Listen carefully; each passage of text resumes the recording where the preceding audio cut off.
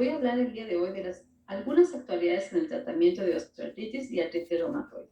Bueno, pues para hablar de osteoartritis y artritis reumatoide, lo que primero tenemos que saber es cuál es la prevalencia de estas enfermedades. Entonces, les quise presentar esta imagen en donde es un estudio mexicano, de datos mexicanos. Casi siempre tomamos en consideración información de otros países, pero bueno, en el 2011 se publica este estudio muy interesante donde analizan 5 estados de la República y ven la prevalencia de diferentes enfermedades reumáticas. Una de ellas es osteoartritis, en donde se ve que en el estado de Chihuahua la prevalencia es del 20.5% y en el estado de Sinaloa 2.5%, miren la diferencia, pero bueno, la prevalencia va cambiando dependiendo del estado. Para el caso de artritis reumatoide, aquí llama la atención que en el estado de Nuevo León la prevalencia es de 0.7%, pero el estado de Yucatán es de 2.8%, altísima. La prevalencia en promedio, como vamos a ver más adelante, de artritis reumatoide es alrededor del 1% a nivel mundial. El caso de Yucatán es una prevalencia sumamente alta y se está investigando el por qué en ese estado tiene una prevalencia tan alta. La prevalencia de osteoartritis varía, depende de cómo se hace el análisis. Esto fue un análisis clínico donde se les preguntó a los pacientes si tenían molestias articulares y se hizo una exploración física, pero no se hizo evaluación radiográfica. Cuando se hace evaluación radiográfica, la prevalencia se va mucho más alta. Se han analizado las cortes de Rotterdam y de Framingham, en donde se ha visto que la prevalencia va alrededor del 70% en sujetos arriba de 65 años, específicamente de rodilla. Y bueno, vamos a empezar con osteoartritis. La definición de osteoartritis es que es un grupo heterogéneo de condiciones que causan síntomas y signos articulares, los cuales se asocian con defectos en la integridad del cartílago, además de cambios en el hueso subyacente y de los márgenes articulares. Durante mucho tiempo se ha considerado que la osteoartritis solamente es una enfermedad que se considera de desgaste, donde el desgaste está en el cartílago y nada más, y que te dan porque ya eres viejo o porque eres gordo o gorda. Pero la realidad es que no es así. Hay todo un conglomerado de situaciones que suceden, entre ellos mecánicas o inflamatorias, en donde no solamente el cartílago articular es el que está afectado, sino que también las estructuras adyacentes como son ligamentos, cápsula sinovial y hueso que está alrededor del cartílago, los que se ven afectados, y por eso hay que tomar en consideración todas las estructuras para dar un mejor tratamiento para los pacientes. Entonces, otra manera de ver la prevalencia, entonces, en términos generales, en este mismo estudio se habla de que el 10% del país tiene osteoartritis. Entonces, cuando estamos hablando de que una enfermedad se presenta en más del 10% de la población, ya estamos hablando de que es una enfermedad que genera situaciones de deterioro para los sistemas de salud en términos generales. Es más frecuente en mujeres que en hombres. Y les decía yo que cuando hay evaluación radiográfica arriba de los 65 años, esto hecho en estudios como en cortes como Rotterdam y Framingham, se puede presentar hasta en el 70% de la población. Entonces es una enfermedad de alta prevalencia. Entonces, dicho de otra manera, se habla que en el mundo existen 250 millones de personas que padecen osteoartritis. Es una enfermedad que condiciona incapacidad, es un problema importante de salud, como les decía, es un problema de salud pública y tiene implicaciones serias para el paciente en el sistema de salud y gran costo económico. De hecho, se han hecho análisis de costo en algunos países como Francia y se ha visto que se puede derogar, o sea, se puede gastar hasta el 2% del Producto Interno Bruto solamente para tratar esta enfermedad. O sea, es una cantidad impresionante de dinero la que se gasta en este tipo de pacientes, de ahí la importancia de diagnosticarlos de manera oportuna y darles tratamiento adecuado. Entonces, no nos vamos a detener mucho en esto, sabemos que hay factores de riesgo, que son algunos que están relacionados con el desarrollo de la enfermedad, otros con la progresión de la enfermedad, y bueno, son importantes a la hora de decidir el tratamiento. En el caso de la osteoartritis necesitamos mucho de la colaboración del paciente, entonces hay algunas cosas que sí podemos modificar, hay algunas otras que no, como la genética, la edad, el género, pero sí que podemos modificar factores como obesidad, mal alineamiento articular, factores hormonales, rigidez, dolor, carga articular. Entonces, esto es algo que debemos tomar siempre en cuenta. Y bueno, algo también muy importante es que la osteoartritis sea considerado como una enfermedad de desgaste nada más o por sobrecarga, pero se ha demostrado ya desde hace muchos años que es una enfermedad que tiene un papel inflamatorio también. Entonces hay citocinas que están implicadas en esta enfermedad, como interleucina 1, factor de necrosis tumoral alfa, interleucina 17, interleucina 18, que tienen muchísimo que ver con el hecho de la neoformación de hueso. Entonces acuérdense que primero hay desgaste del espacio articular y luego cuando se empieza a desgastar el cartílago, el hueso tiene una respuesta compensatoria anómala en donde se empieza a formar hueso que da origen a los osteofitos. También tiene un papel bien importante el óxido nítrico, que hoy por hoy se considera como un blanco terapéutico, bastante esperanzador para los pacientes en el futuro, y metaloproteasas en matriz, que también juegan un papel importante en el proceso inflamatorio. Y bueno, el manejo de la osteoartritis, quedamos que vamos a hablar de actualidades en el tratamiento. Bueno, esto que les voy a mencionar no es actualidad, se supone que es lo que deberíamos hacer.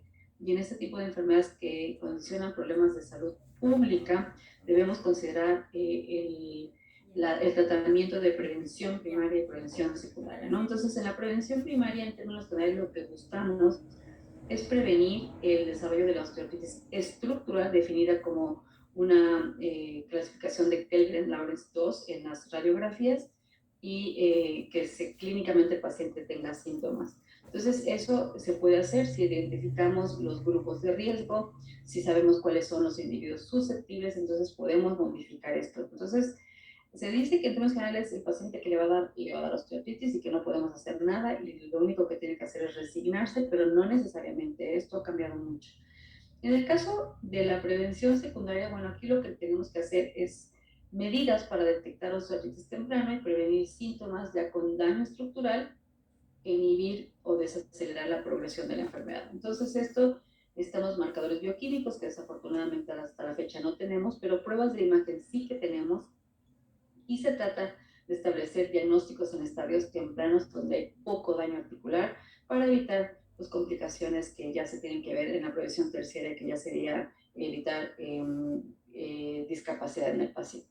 Entonces, miren, esta es una imagen en donde ustedes pueden ver un paciente con osteoartritis y un paciente con artritis reumatoide. En la osteoartritis lo que se afecta característicamente las manos son las interfalángicas distales, donde hay erosiones, si se fijan en el hueso, pero pueden ser erosiones marginales, pueden ser erosiones centrales, que eso es muy característico, y estas líneas blancas hiperintensas es esclerosis subcondral. Eso no lo van a ver ustedes en artritis reumatoide, entonces por eso es importante que veamos las diferencias radiográficas entre uno y otro, porque esto seguramente nos va a ayudar a hacer diagnóstico diferencial y formación de hueso. Y en la artritis reumatoide lo que hay es disminución de los espacios articulares sin esclerosis, y las erosiones son marginales, son en las zonas denudadas de cartílago. Y bueno, esta es una de las últimas guías de tratamiento para osteoartritis. Se basan principalmente en el manejo de osteoartritis de rodilla, que es donde existe más evidencia científica del tratamiento. Y bueno, este es un grupo de tarea internacional en donde empiezan a hacer evaluación de lo que hay en el sustento científico para poder emitir algunos consejos de tratamiento. Entonces, ellos hacen un algoritmo donde dicen que privilegian el tratamiento no farmacológico al inicio de la enfermedad, donde el paciente debe de saber de qué va su enfermedad, de qué se trata, cuáles son las medidas generales, se debe de educar con relación a su enfermedad, debe ver la manera de perder peso, si es que hay sobrepeso, hacer ejercicios físicos, de preferencia aeróbicos, pero no de alta resistencia o no de alto impacto, y también se tienen que hacer algunos ejercicios de fuerza para mejorar la calidad del músculo, eso es súper importante. Entonces, en el primer paso de tratamiento, se da terapia sintomática con cisadoas inicialmente, que son las drogas de acción lenta. Y dentro de esas se ha considerado glucosamina con sulfato de condroitina, o sea, sulfato de glucosamina, sulfato de condroitina y paracetamol a demanda. Déjenme decirles que el sulfato de glucosamina hoy por hoy se considera fármaco, no se considera nutracéutico, porque ya se ha demostrado que el sulfato de glucosamina cristalina tiene propiedades farmacológicas igual que el sulfato de condroitina. Entonces, ese es el primer intento de tratamiento farmacológico. Si a pesar de ese tratamiento, de las medidas generales, de que al paciente se le mandó a poner plantillas, usar bastón, alguna andadera o algo que lo requiera, y ya empezó a hacer ejercicio y se mantiene con síntomas, pues entonces lo que ellos sugieren después es seguir con AINES tópicos. Si el paciente se mantiene con tratamiento, digo, con manifestaciones clínicas a pesar de ese tratamiento, pues bueno, lo que se debe de hacer ahora es proponer tratamiento con AINES. Nada más que aquí tenemos que recordar que nuestros pacientes son pacientes especiales, son pacientes que tienen más de 60 años en promedio y que debemos de tomar en consideración la condición del estado gástrico y del estado renal y hepático. Entonces, si son pacientes que no tienen sangrado o no tienen antecedentes de sangrado o riesgo de sangrado, bueno, se le puede dar un AINE no selectivo más inhibidor de la bomba de protones. Ellos sugieren que sea inhibidor de la bomba de protones o un AINE selectivo de tipo de COX-2 o inhibidor de COX-2. Y si se puede con inhibidor de bomba de protones, pero esto no es mandatorio. Si el sujeto tiene riesgo alto de sangrado, bueno, por supuesto, no se deben dar los AINES tradicionales y los AINES selectivos de COX-2, así con inhibidor de bomba de protones, o sea, sin lugar a duda. Y estar atentos a posibles complicaciones gastrointestinales. Si el paciente tiene riesgo cardiovascular alto, se debe limitar el uso de los AINES y, de preferencia, si se da algún inhibidor de COX-2, debe de ser por menos de 7 días y si son no selectivos, pues bueno, también menos de un mes. Si el paciente tiene riesgo renal alto, si ya tiene datos de falla renal, por supuesto se deben evitar los AINES, ya sea COX-1 o COX-2. Si el paciente se mantiene sintomático a pesar de los AINES, entonces aquí lo que se debe considerar es el uso de viscosuplementación o aplicar ácido hialurónico en las articulaciones que sea posible o esteroides intraarticulares. Si a pesar de eso el paciente sigue sintomático, porque a lo mejor el paciente tiene afección de todos los dedos de las manos y no le vamos a poder poner ácido hialurónico en las interfalancas distales. Entonces, si es eso, es el último intento farmacológico, que es el paso 3, y aquí se sugiere dar opioides a periodos cortos o duloxetina. La duloxetina, ustedes deben saber que es un fármaco que está aprobado para su uso en el tratamiento de osteoartritis, específicamente de rodilla, y para mejorar el dolor. Entonces es una buena opción. Si el paciente se mantiene sintomático a pesar de esto, bueno, entonces el paso 4 es la fase de final de manejo y se debe de considerar cirugía. Si el sujeto tiene síntomas graves y poca calidad de vida, bueno, pues entonces deberá buscarse la posibilidad de un reemplazo articular total. Y si este está contraindicado, pues entonces seguir al paciente con opioides. Entonces, lo que podemos usar para la terapia intraarticular es usar esteroides. Generalmente usamos acetato de metilprednisolona, triamcinolona, dexametasona no sirve, betametasona no se debe usar, porque esos dos tienen más probabilidad de que se precipite el esteroide y entonces tenga complicaciones a largo plazo.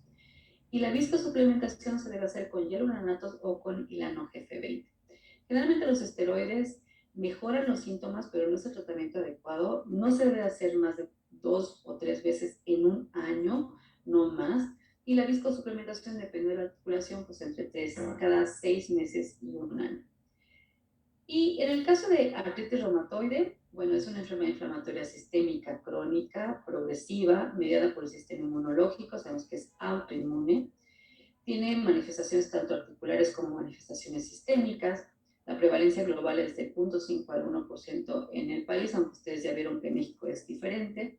Principalmente se presenta en mujeres, por cada 3 mujeres solamente un hombre se ha afectado. La edad de inicio es entre los 40 y los 60 años, no es una enfermedad de gente mayor, incluso antes de eso se puede presentar, es raro que se presente después de los 60, puede provocar discapacidad significativa.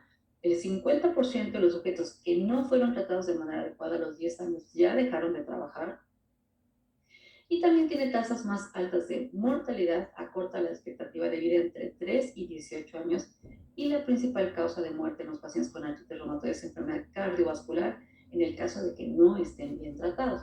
También tiene un alto impacto económico.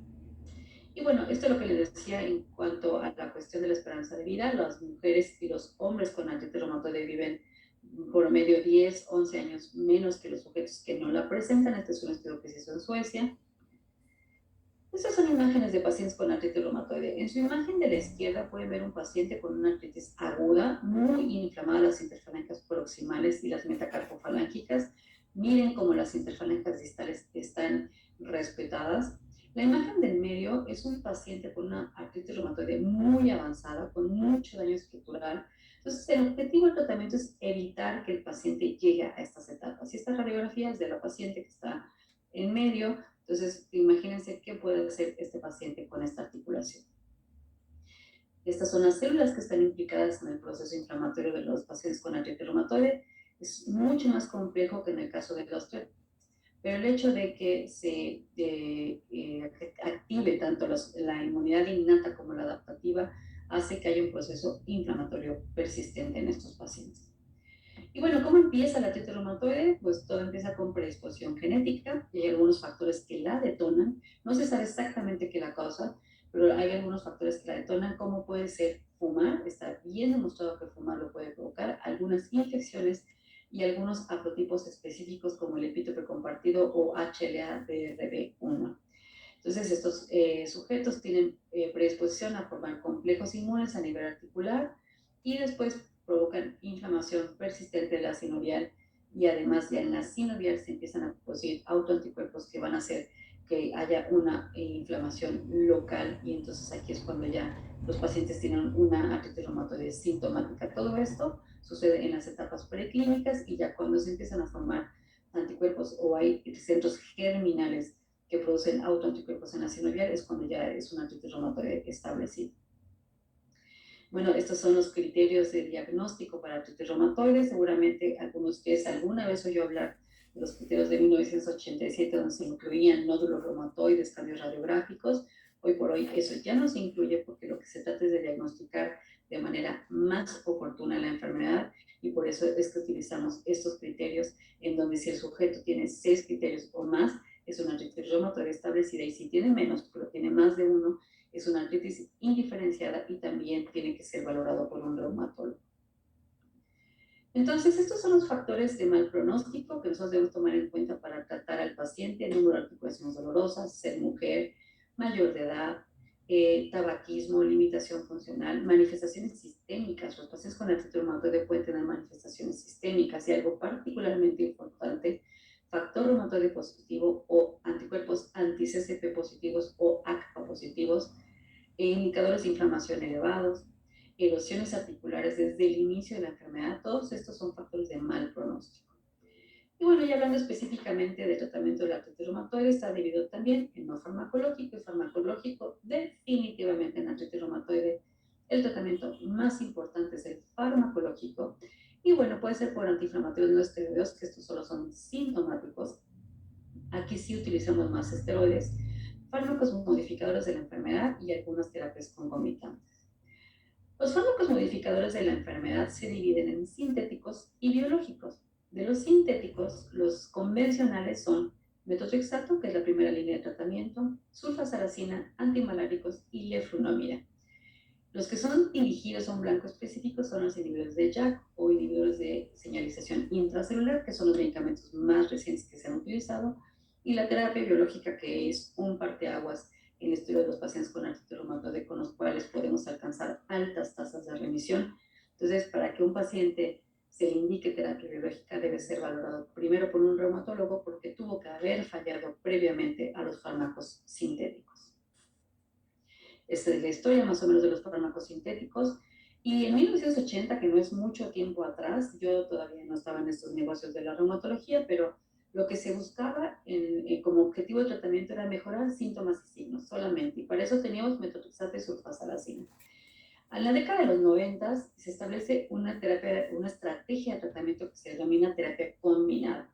Y ahí, cuando se utiliza terapia combinada, ya se puede hablar de un objetivo de reducción del daño articular. En el año 2000 cambia el siglo y cambia la historia, y ahí lo que se busca ya es detener el daño articular, no solamente reducir, es detenerlo o prevenirlo incluso. Y esto ya con algunos conceptos específicos como terapia temprana, tight control o control estricto de la enfermedad y tratamiento temprano intensivo. Y a partir de 2008 ya se busca como objetivo de tratamiento remisión de la enfermedad, que es que el paciente no tenga ni síntomas ni signos de lo mismo. Entonces, esta es una imagen que a mí me gusta mucho, nada más para que vean cómo se han ido desarrollando los fármacos. El uso de aspirinas, sales de oro, corticosteroides se da desde antes de la década de los 50, con muchísimos efectos secundarios, pero hoy por hoy se siguen usando los esteroides a dosis bajas, hidroxicloroquina, pero cuando empiezan los fármacos sintéticos, ahí es ya, si nosotros diagnosticamos al paciente de manera oportuna, o sea, temprana, que tenga menos de un año de evolución, Probablemente solamente con metotrexato o leflunomida tendrá una muy buena respuesta, solamente que hay que estar pendiente de los efectos secundarios. Si el paciente no responde a esa terapia, entonces tendrá que usar terapia biológica o fármacos sintéticos dirigidos, con los cuales se han logrado altas tasas de remisión que antes del año 2000 no se podían ver. Estas son las metas de tratamiento. Entonces les decía que el principal objetivo es remisión y si el paciente no mejora, pues baja actividad de la enfermedad.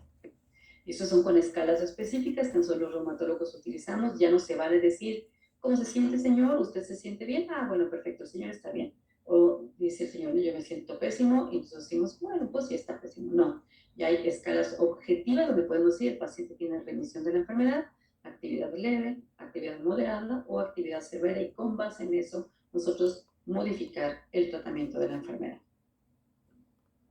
Y esto solamente es así como un breviario cultural. Esto es parte de las guías del Colegio Mexicano de Reumatología que se publicaron en 2019, en donde lo primero que se tiene que hacer es, por supuesto, diagnosticar la enfermedad. Una vez que se diagnostica la enfermedad, el tratamiento inicial es metotrexato con algunos otros fármacos sintéticos. Se pueden dar dosis bajas de esteroide, es prednisona, 10 miligramos o menos, o su equivalente. Entonces, de preferencia, no más eso, a menos que tenga manifestaciones extraarticulares. Si el paciente logra remisión, seguiremos con el tratamiento. Si no lo logra, se cambiará a la segunda fase de tratamiento.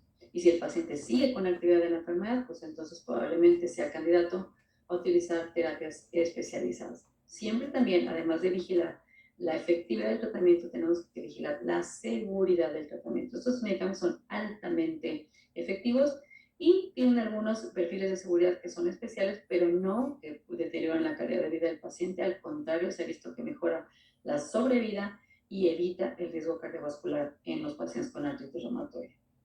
Entonces, tenemos que tomar en cuenta varias cosas: si el paciente fuma, qué tipo de anticuerpos tiene positivos, si el paciente tiene obesidad. Entonces también el tratamiento va a ser diferente en cada uno y en la adherencia.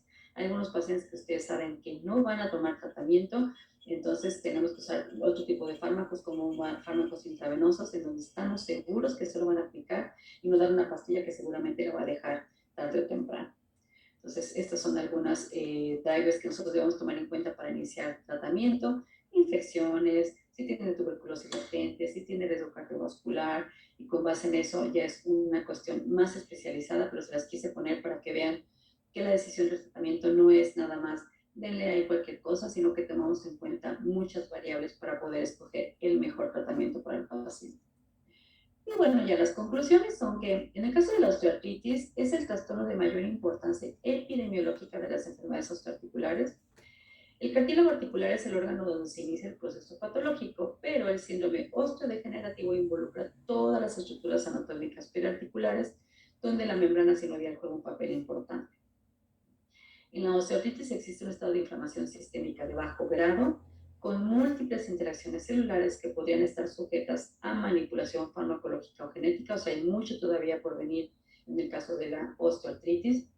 La prevención de los procesos que lo detonan es crucial para evitar o retrasar la aparición. Acuérdense de los factores de riesgo. La prevención primaria en osteoartritis consiste en identificar oportunamente los factores de riesgo, y el tratamiento con cisadoas está fuertemente recomendado desde el inicio del manejo. Entonces no sería no que esperar más. Y en el caso de artritis reumatoide, el pronóstico de la AR y la capacidad funcional depende de un diagnóstico y tratamiento oportuno. ¿Existe una ventana terapéutica ideal? Sí, mientras más rápido se diagnostique el paciente, idealmente antes de un año de haber iniciado con los síntomas, empezar el tratamiento. Es indispensable que el tratamiento incluya el uso de fármacos modificadores de la enfermedad, no biológicos y biológicos en el caso de que los requieran.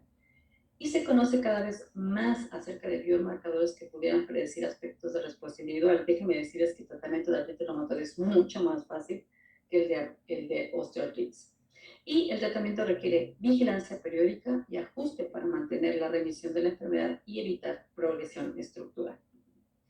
Muchas gracias por su atención.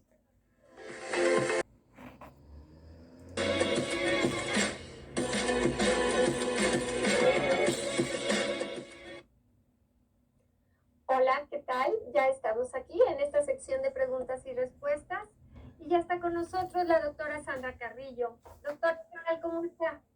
¿Qué tal? ¿Cómo están? Muy buenos días. Es un placer para mí estar con ustedes. También es un placer para nosotros, doctora. Y bueno, como ya se habrá dado cuenta, el chat está muy activo, hay muchas preguntas. Así es que bueno, vamos a comenzar para darle respuesta a las que más podamos. Doctora, para iniciar un poco, nos preguntan, en los pacientes ya con artritis reumatoide diagnosticada y con osteoartritis, el tratamiento ideal de inicio es AINES y esteroides. Bueno, el tratamiento para ambos casos es un poquito diferente, pero los AINES se consideran parte del tratamiento importante en osteoartritis, como ya vieron en las guías. Sin embargo, para artritis reumatoide solamente se considera tratamiento sintomático, o sea, no está dentro de las guías de tratamiento. Se pueden dar, por supuesto, pero no son parte del tratamiento. Y los esteroides en artritis reumatoide sí son de gran utilidad porque pues tiene un fondo inflamatorio importante, pero se sugieren dosis bajas y en sujetos que tengan un proceso inflamatorio severo, no en todos los casos, pero en pacientes que tengan proteínas reactivas muy elevadas, muchos grupos de articulaciones inflamadas, entonces en eso sí se puede dar. En términos generales, en los pacientes con osteoartritis no se da esteroide a menos que tengan una forma inflamatoria severa o erosiva. Entonces, vamos a dividir un poquito. En los pacientes con osteoartritis, los antiinflamatorios sí son parte importante del tratamiento. En el caso de artritis reumatoide, solamente son sintomáticos, no se consideran parte del tratamiento. Y los esteroides en osteoartritis, en términos generales, no se dan, por lo menos no orales. Y en el caso de artritis reumatoide sí, a dosis bajas o en algunos casos dosis altas si es que tienen manifestaciones extraarticulares. Entonces, así es como es la división de las cosas. Muy claro, doctora. Y, y bueno, en los pacientes con artritis reumatoide nos preguntan cuál es su opinión en base a su experiencia cuando utilizan estos analgésicos y además lo combinan con la vitamina D. Los analgésicos están perfectos, o sea, el paciente se le deben dar siempre sintomáticos porque el punto cardinal de los síntomas pues, es el dolor. En el caso de la vitamina D, se pueden suplementar, por supuesto, sí, sí se puede dar, y más si los pacientes tienen niveles subóptimos de vitamina D. De hecho, se ha demostrado que en México la mayoría de la población tenemos ya sea deficiencia o insuficiencia de vitamina D. Entonces, si tenemos menos de 30 nanogramos por mililitro o decilitro, perdón, de vitamina D en la sangre, entonces se tiene que suplementar. Y bueno, se ha visto que la vitamina D juega un papel importante como regulación del sistema inmune, entonces sí, sí se puede dar. O sea, no cambian mucho las cosas en los pacientes con artritis reumatoide, pero es bueno que sí la consuman. Entonces, como un suplemento, sí se puede considerar en artritis reumatoide. Perfecto. Doctora, hay muchas preguntas que van de alguna manera direccionadas a lo mismo.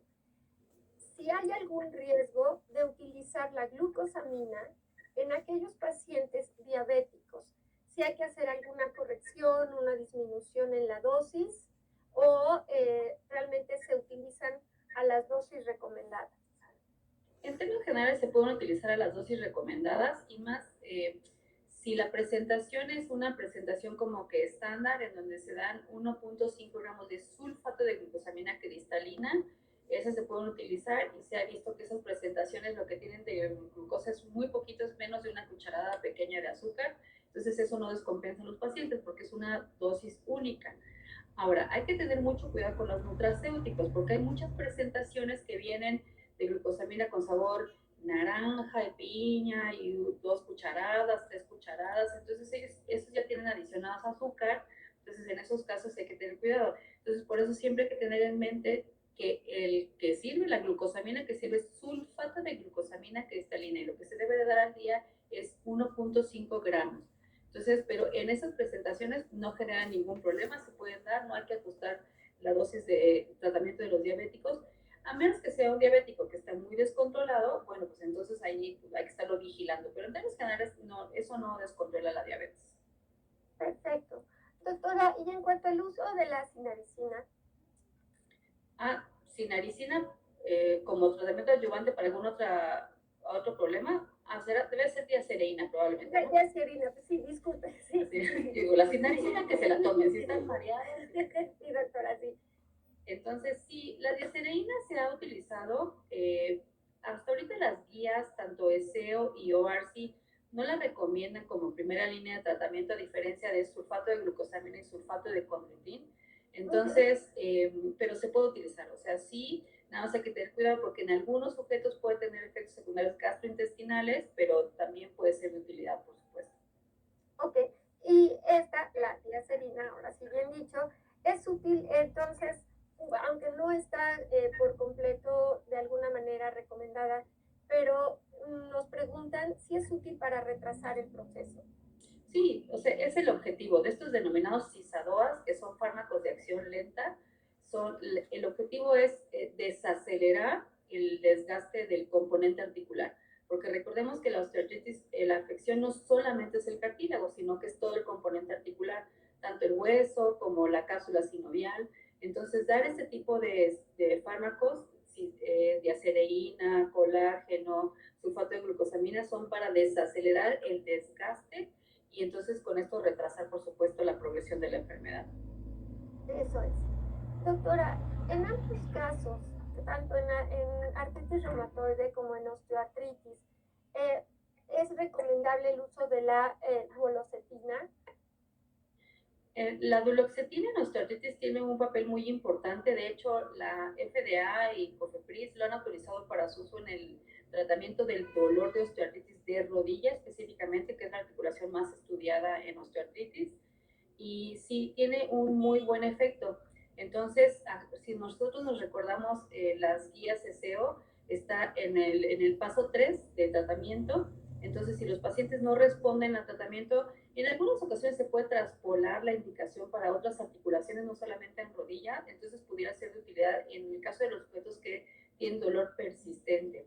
Entonces, sí, en osteoartritis, en artritis reumatoide, la duloxetina puede servir como tratamiento adyuvante si es que el paciente tiene dolor neuropático, pero no hay evidencia de que cambie la afección del proceso inflamatorio articular en artritis reumatoide, pero en osteoartritis sí que se usa y tiene indicación muy precisa. Muy bien. Doctora, nos preguntan, ¿cuánto tiempo hay que utilizar glucosamina y condroitina para ver efectos? Bueno, para empezar a ver el cambio, de las primeras 12 semanas ya se empieza a ver cambio, porque mejora la sintomatología. Antes se pensaba que era un placebo caro. La realidad es que hoy hay estudios importantes, incluso estudios de corte donde se ha utilizado sulfato de glucosamina cristalina, y en las primeras 12 semanas se empieza a ver el efecto en cuanto a las manifestaciones clínicas, pero el efecto en contra en relación al retraso de la progresión del daño articular, eso se tiene que usar por lo menos un año. Entonces sí son tratamientos prolongados para que nosotros veamos el efecto de este tipo de fármacos. Muy bien.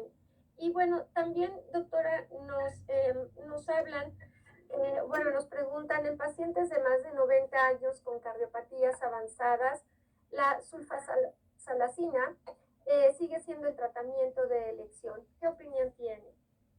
En la pacientes con artritis reumatoide, o sea, si estamos hablando de esos casos, en pacientes a esa edad, la sulfasalacina no es tan de utilidad porque, si bien es cierto que puede funcionar y no está contraindicada a esa edad, es un medicamento que se tiene que dar varias veces al día. Entonces, recordemos que en sujetos arriba de 65 años tienen mayor labilidad gástrica, entonces pueden tener mayor intolerancia a algunos fármacos y la sulfasalacina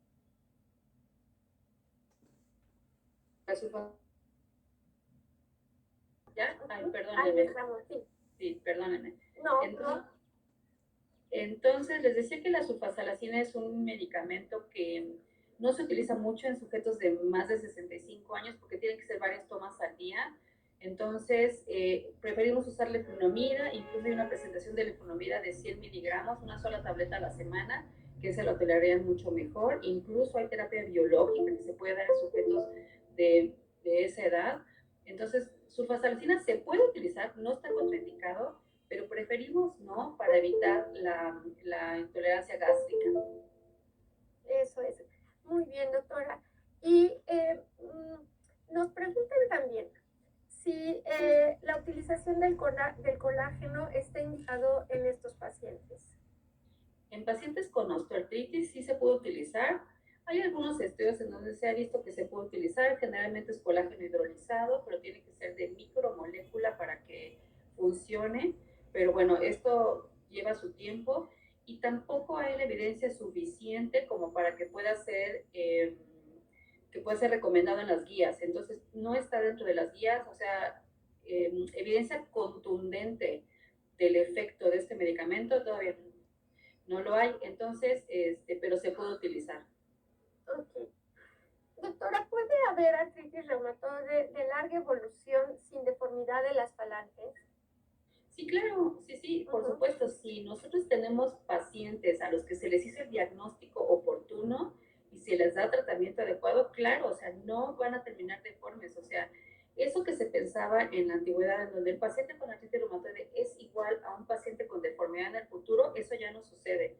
Si nosotros le damos el tratamiento adecuado, el paciente tiene una vida normal, puede hacer ejercicio, puede ser independiente, tener hijos, o sea, hacer su vida normal y no deformarse siempre y cuando tenga tratamiento adecuado. Ahora, hay artritis reumatoides que son más leves que otras, unas más agresivas que otras, entonces puede ujú. ser que a pesar del tratamiento algunos sí se deformen, pero son los menos. O sea, cada vez estamos entrenando más a las gentes o las personas y además por eso es que estos foros son tan importantes porque los médicos de primer contacto son nuestros primeros aliados para poder detectar a estos pacientes y hacer diagnóstico oportuno y tratamiento efectivo. Entonces, eso evita por completo la deformidad en los pacientes y les da una vida totalmente libre. Muy bien. Y, doctora, nos hacen una pregunta, si el artritis reumatoide se puede presentar como una complicación la ceguera o podría deberse al mismo tratamiento. La artritis reumatoide es una enfermedad sistémica, recordemos, entonces no solamente afecta a las articulaciones, sino que también puede afectar a algunos otros órganos. Los ojos no son excepción. Entonces, una de las manifestaciones principales en los ojos es sequedad de los ojos. Eso en el 30% de los pacientes con artritis reumatoide se presenta. Y a Ujú, veces puede ser tan severa que puede provocar perforación de la córnea. Entonces, esa es una de las cosas que sí pudieran condicionar ceguera en los pacientes. También puede existir una complicación que se llama escleritis o episcleritis, pero afortunadamente ese tipo de manifestaciones responden muy bien a tratamiento. Y de los tratamientos que utilizamos que pueden provocar alteraciones en la agudeza visual, pues son los esteroides en primer lugar, que pueden ujú. provocar catarata a largo plazo o pueden provocar glaucoma en gente que tiene predisposición genética.